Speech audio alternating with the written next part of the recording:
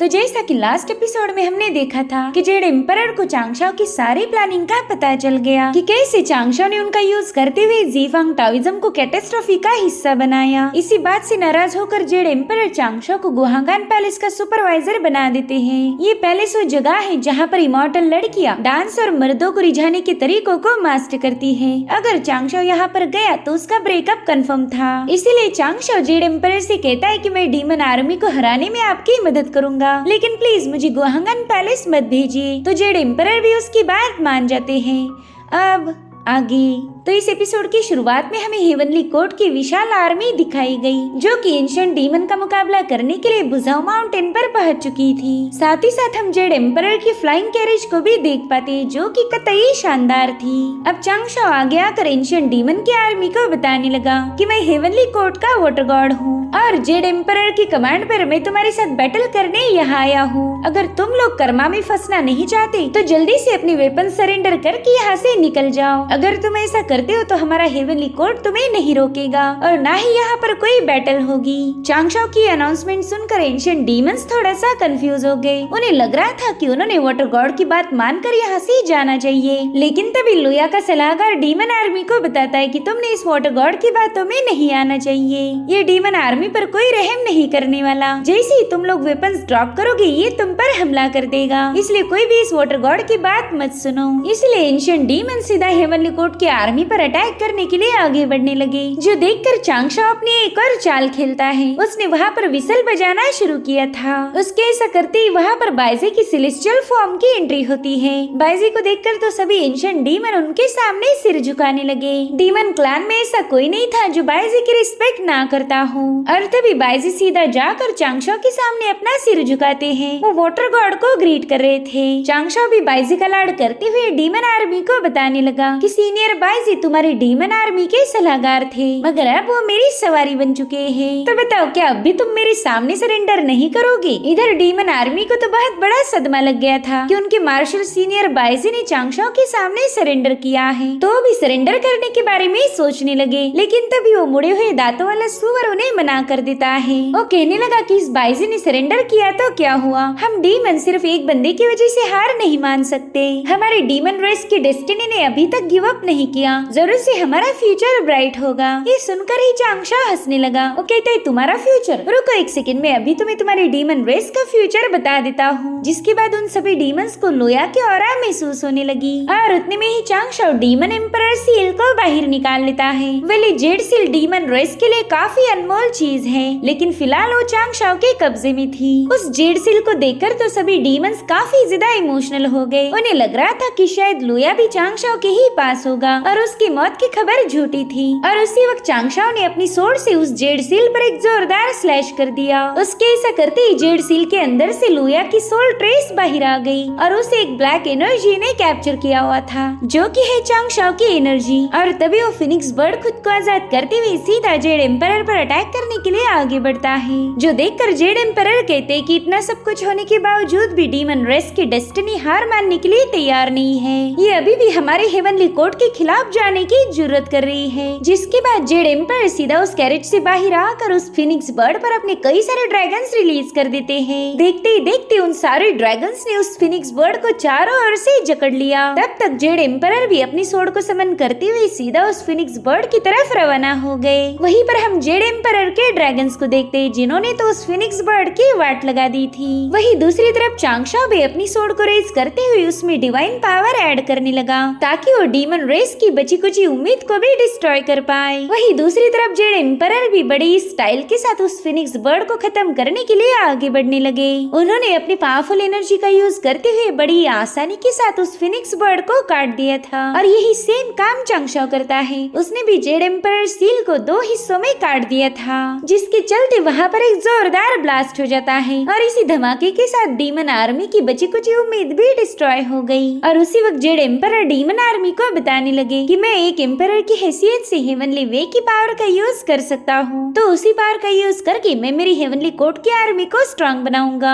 आज मैं और वाटर गॉड मिलकर तुम्हारी डीमन आर्मी का सर्वनाश कर देंगे। साथ ही साथ वहाँ पर चांगशाओ ने बहुत ही पावरफुल फॉर्मेशन बना दिया था, जिसे देखते ही डीमन आर्मी उसके सामने हार मान जाती है। यानी कि आज बिना कोई बैटल किए ही डीमन आर्मी हार गई। और ये देखकर बाइजी को काफी ज्यादा खुशी हो रही थी, क्योंकि वो इस दुनिया में जंग तो बिल्कुल भी नहीं चाहते। इधर जेड एम्परर चांगशाओ से काफी ज्यादा इम्प्रेस हो गए थे और दिल में ही कह रहे थे कि चांगशाओ तुम तो गालियां देने में माहिर हो, इतना ही नहीं प्लानिंग, प्लॉटिंग, मैजिकल कॉम्बैट और रिवेंज लेने में आउटस्टैंडिंग हो। सच में तुम्हारी ये सारी खूबियां देखकर तुमने मुझे सोचने पर मजबूर किया कि मैं एक जेड एम्परर बनने के लायक नहीं हूँ। खैर अब मैंने मेरे सेकंड अवतार पर काम करना शुरू कर देना चाहिए, ताकि वो चांगशाओ के साथ रहकर अपनी स्किल्स को थोड़ा बहुत इम्प्रूव कर पाए। यहाँ पर जेड एम्परर को एक एम्परर बनने पर शर्म आ रही थी। चांगशाओ की काबिलियत देखकर वो खुद से ही नाराज हो गए। तो इस तरह से बिना जंग किए ही हेवनली कोर्ट की आर्मी को वापस मुड़ना पड़ा। इधर बाइजी चांगशाओ से बात करने पहुंच चुके थे। चांगशाओ तुरंत ही बाइजी का शुक्रिया अदा करने लगा, क्योंकि डीमन आर्मी के पीछे हटने की एक वजह बाइजी भी थे। सीनियर बाइजी को हेवनली कोर्ट की तरफदारी करता हुआ देखकर उनका मोरल ब्रेक हो गया। इधर बाइजी चांगशाओ से कह रहे थे कि प्लीज मेरा शुक्रिया अदा मत कीजिए, वैसे आपका बैलेंसिंग करने का तरीका काफी ज्यादा कमाल का है। तो चांगशाओ उन्हें बताने लगा कि वे ऑफ बैलेंस टेक्निक काफी ज्यादा कमाल की है।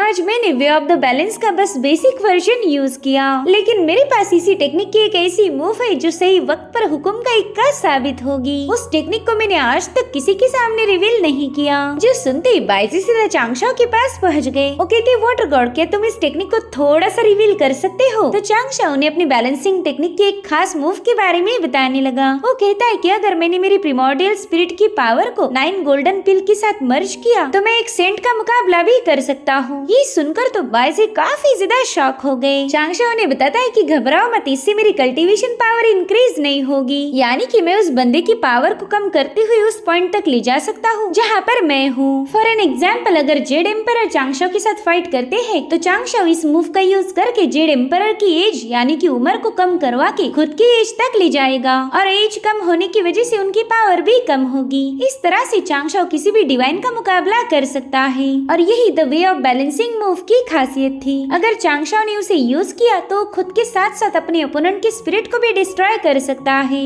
और इसमें तो गोल्डन पिल भी चांगशाओ की सोल को प्रोटेक्ट नहीं कर सकती। बाइजी तो ये सब सुनकर काफी ज्यादा हैरान हो गए। चांगशाओ उनसे कहने लगा कि घबराओ मत, मैं इस मूव का यूज नहीं करूंगा, क्योंकि मैं नहीं चाहता कि मेरी प्रिमोर्डियल सोल डिस्ट्रॉय हो जाए। जिसके बाद ये सभी लोग जेड एम्परर की कैरेज में पहुंच जाते हैं, जहाँ पर जेड एम्परर इन सबको कांग्रेचुलेट करने लगे, खासकर चांगशाओ को। वो कह रहे थे कि तुम सभी लोगों ने काफी बेहतरीन काम किया है, इसलिए तुम सभी को रिवॉर्ड मिलेगा। साथ ही साथ वो चांगशाओ के अकाउंट में ढेर सारे मेरिट भी ऐड कर देते हैं, जिससे चांगशाओ की खुशी का कोई ठिकाना नहीं था। साथ ही साथ चांगशाओ काफी ज्यादा रिलीफ भी फील कर रहा था, क्योंकि उसने जेड एम्परर का ध्यान पूरी तरह से इस जंग की तरफ मोड़कर खुद को गुहांगान पैलेस जाने से बचा लिया था। मगर चांगशाओ की ये खुशी ज्यादा देर तक टिक नहीं पाती, क्योंकि जेड एम्परर उसके पास आकर कहने लगे कि चांगशाओ तुमने काफी अच्छा काम किया है, तो क्यों ना तुम गुहांगान पैलेस को सुपरवाइज करने के लिए यहाँ से रवाना हो जाओ। ये सुनकर तो चांगशाओ के दिल पर हजारों छुरियां चल गई थी। इनफैक्ट वो तो खुद को उन लड़कियों के साथ डांस करते हुए भी इमेजिन करने लगा। वो समझ गया कि अब जेड एम्परर अपना इरादा नहीं बदलेंगे, इसलिए वो अब बीमार होने का नाटक करने लगा। वो कहता है एम्परर मैं इस बैटल में थोड़ा सा घायल हो चुका हूँ, तो प्लीज मुझे 1 साल का ब्रेक दीजिए। 1 साल में मैं पूरी तरह से रिकवर होकर गुहांगान पैलेस चला जाऊंगा।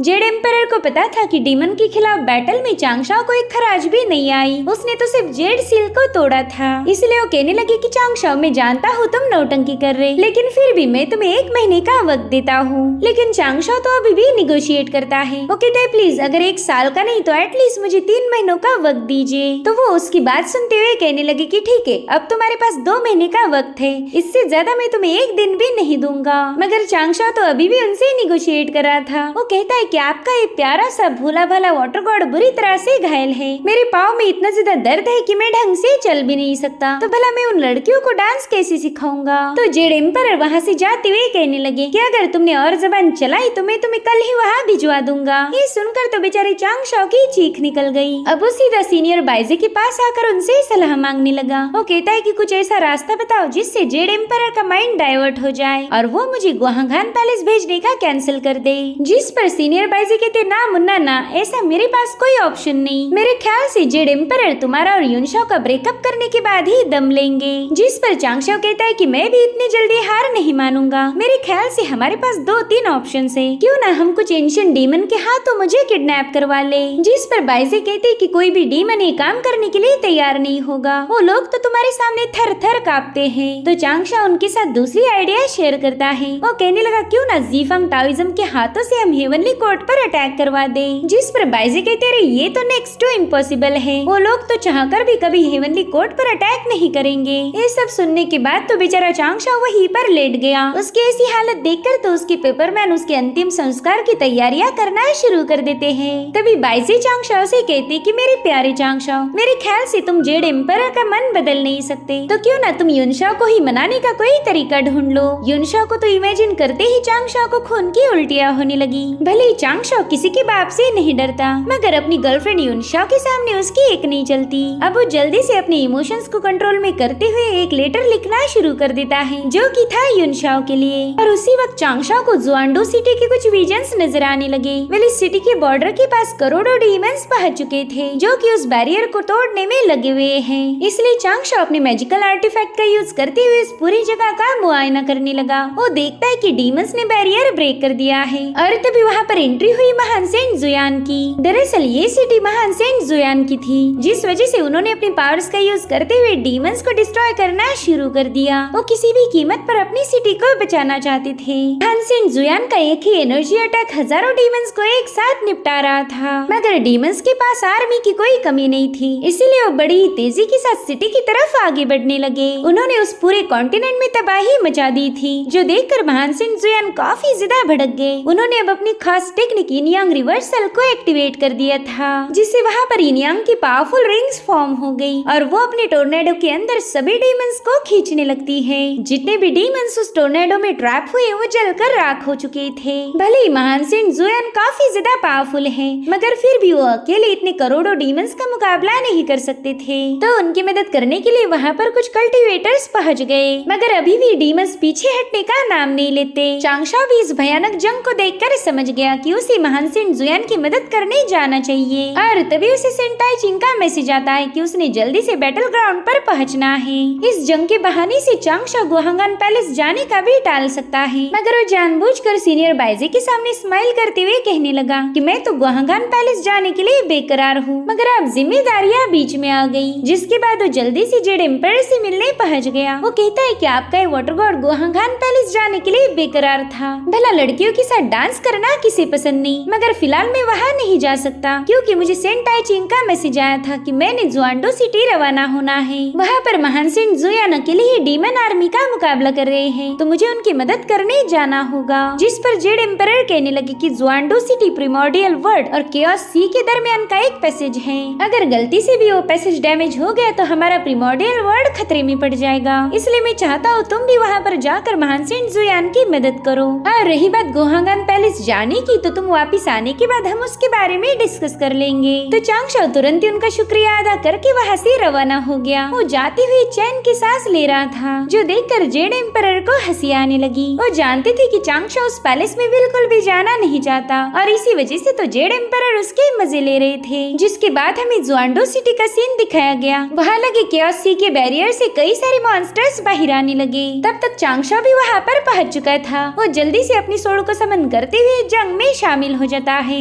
उसने जाते ही अपने एक ही स्लैश अटैक में कई सारे डीमंस को खत्म कर दिया। और उसी वक्त चांगशाओ की नजर पड़ी युनशाओ और उसके भाई जाओ गोंगमिंग पर, जिन्होंने मिलकर काफी सारे मॉन्स्टर्स को निपटा दिया था। चांगशाओ तो इन दोनों को वहाँ देखकर काफी ज्यादा खुश हो गया। और तब एक छोटा सा पोर्टल ओपन करके डुबाओ डाओरिन सीधा चांगशाओ के कंधे पर आ जाते हैं। चांगशाओ उनसे कह रहा था, अरे वाह सीनियर, आप भी इस जंग में शामिल हो गए, अब तो इसमें काफी ज्यादा मजा आएगा। तो डुबाओ डाओरिन अपने फॉर्मेशन को एक्टिवेट करते हुए चांगशाओ को बताते हैं कि ये हमारी प्रिमोर्डियल वर्ल्ड की सेफ्टी का सवाल है। ऑफ कोर्स हमें तो यहाँ पर आना ही था, हम किसी भी कीमत पर इस पैसेज को ब्रेक नहीं होने दे सकते। अगर ऐसा कुछ हुआ तो हमारी प्रिमोर्डियल वर्ल्ड खतरे में पड़ जाएगी। जिसके बाद उनका फॉर्मेशन एक्टिवेट होकर कई सारे डीमंस को खत्म कर देता है। उतने में ही युनशाओ चांगशाओ को बताने लगी कि आउटर realm के डीमन है, इनके अंदर हमें पजेस करने की एबिलिटी होती है, तो प्लीज इनसे संभाल कर रहना। और फिर युनशाओ ने अपना एक पावरफुल फॉर्मेशन एक्टिवेट करते हुए उसकी एनर्जी से उन डीमन को डिस्ट्रॉय करना शुरू कर दिया।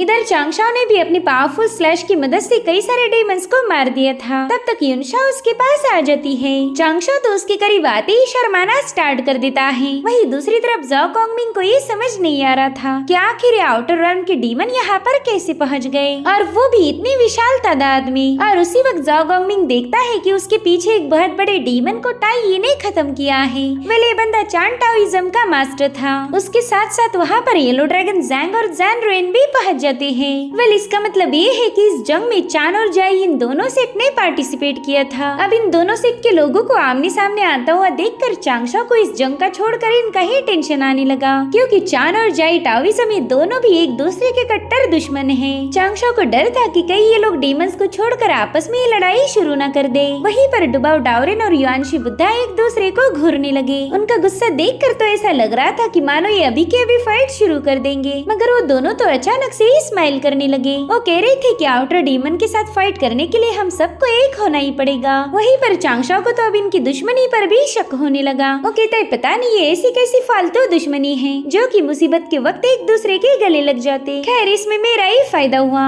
अब मुझे इनके फालतू झगड़े छुड़ाने की जरूरत नहीं होगी। अब ये लोग सीधा जुआनडो सिटी के पैलेस के पास आ जाते हैं। चांगशाओ तो कॉन्गशुन को वहाँ देखकर काफी ज्यादा हैरान हो गया। कॉन्गशुन उसे बताता है कि जुआनडो सिटी खतरे में है, तो ऑफ कोर्स मुझे यहाँ मदद करने आना ही था। गाइस पुराने कुछ एपिसोड्स में हमने इस कॉन्गशुन की स्पेशलिटी को जाना था। अगर आपको अभी भी वो बात याद है तो मुझे कमेंट करके जरूर बताना। वहीं पर चांगशाओ सोचता है कि पिछली बार हेवनली वे ने कॉन्गशुन की मेमोरीज को करेक्ट किया था। मुझे तो ऐसा लगा कि हेवनली वे ने कॉन्गशुन को अपनी कठपुतली बनाया होगा, लेकिन आज इसे देखते ही पता चल रहा है कि मेरा अंदाजा बिल्कुल गलत था। हेवनली वे ने कॉन्गशुन में ज्यादा कोई बदलाव नहीं किया, बस उसे यूजिन किंगडम को संभालने की जिम्मेदारी दी गई है। और उसी वक्त इन सभी की नजर पड़ी डी झांग और डीटिंग पर। डी झांग अपने कुत्ते को खींचते हुए कहने लगा कि चलो जल्दी से हमें उन लोगों के पास जाना चाहिए, मगर डीटिंग उनसे काफी ज्यादा डर रहा था। तो डीटिंग कह रहा था ना बाबा मैं तो आपके साथ नहीं आने वाला। इधर डुबाओ डाओरेन चुटकी बजाते ये सभी लोग उनकी आवाजें सुन पा रहे थे।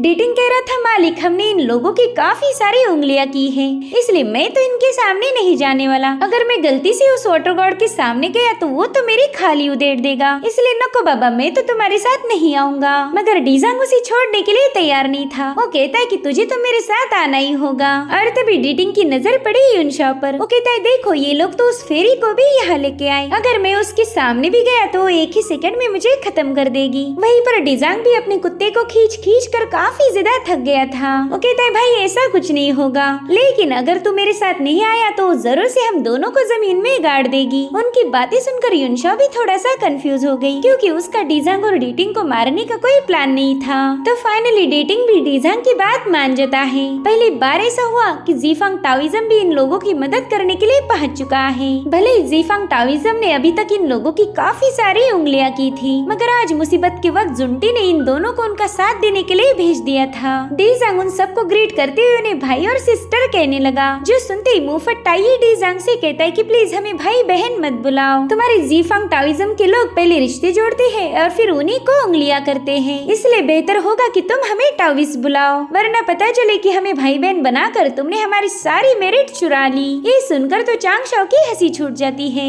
दरअसल चान टाओइज्म का टाई अपनी कड़वी बातों के लिए फेमस था। ये बंदा किसी भी शांत पर्सन को एक ही सेकंड में आक्रामक बनाने की काबिलियत रखता है। इसके मुंह से निकलने वाली बातें बंदूक की गोली जैसे खतरनाक होती है। तो टाई ने अपनी इसी एबिलिटी का यूज करके डीजांग का इस कदर अपमान किया, जिसे सुनकर ही डीजांग के कुत्ते डीटिंग की हंसी छूट गई। डीटिंग को लग रहा था कि मेरा मालिक एक ढोलकी बन चुका है, कोई भी आता है और उसे बजा के चला जाता है। वहीं दूसरी तरफ हमें एक टाउन का सीन दिखाया गया, जहाँ पर एक मॉर्टल को कुछ डिमोनिक शैडोज ने पजेस कर लिया था। वेल इसका सीधा मतलब ये है कि क्योस सी के मॉन्स्टर मॉर्टल की दुनिया में घुस चुके हैं। अब इस पूरे टाउन को डिमोनिक पोजीशन में जाने में ज्यादा देर नहीं लगेगी। और इसी के साथ ये एपिसोड यहीं पर एंड हो जाता है। Thank you so much for watching. Bye bye, take care.